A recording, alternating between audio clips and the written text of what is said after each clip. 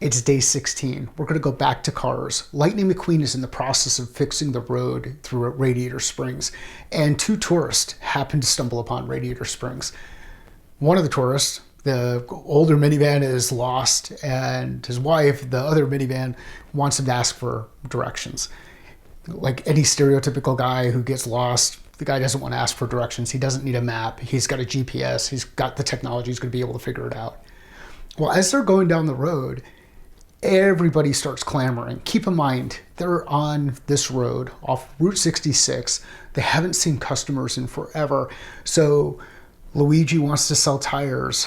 Ramon wants to sell a paint job. Flo wants to sell gas or something to drink or oil. Everybody's trying to sell something. And this couple, all they can do is get down the road a little bit faster. Well, then they come up to Lightning McQueen, and Lightning is paranoid. He says, "Help me, I'm being held against my will. They've kidnapped me." And immediately the tourist, the blinkers on their lights go and the doors lock. Not all of your customers have blinkers when they're talking to you. Not all of your customers have the ability to just lock their doors when they're talking to you. Especially if you're on a phone call. Sometimes when you're on a Zoom call, you may not get the indicators that are there to demonstrate to you that you're just pushing too hard.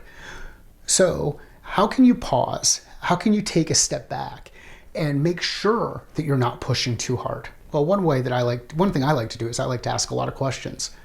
Well, then fast forward to the end of after they get things fixed, and Lightning has made the road absolutely amazing. And now the community of Radiator Springs wants to give back.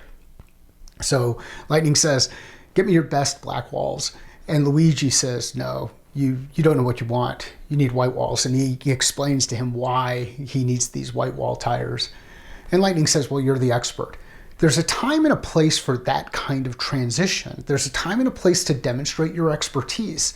In order to demonstrate your expertise, you should first build trust. Once you've built that trust, the customer is going to be willing to take on that expertise. Ultimately, Lightning rolls out of there with a nice set of white walls and a new paint job, and the community comes together. So the two takeaways from this section, and I know this is a bit long, but the two takeaways here are: one, be careful about pushing too hard. And two, if you slow down, ask questions, build trust, then you can demonstrate your expertise. Thanks for listening. Hope you're enjoying the series. Thank you.